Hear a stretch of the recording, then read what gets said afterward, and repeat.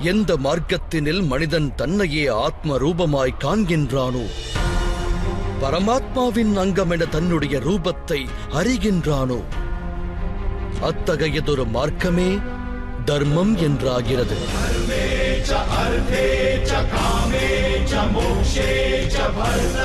எப்போது மானிடன் தன்னை பரமாத்மாவின் ஒரு அம்சம் என்று அறிகின்றானோ, அப்போது அவனுள் ஒரு அனுபவம் தோன்றும்.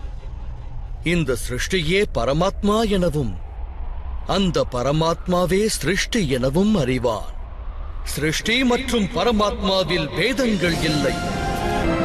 இந்த தத்துவத்தை அறிந்த மானிடன் உடன் வாழும் பிற மனிதர்களுக்கும் ஜீவராசிகளுக்கும் அநியாயம் இழைக்க சிந்திக்க மாட்டான்.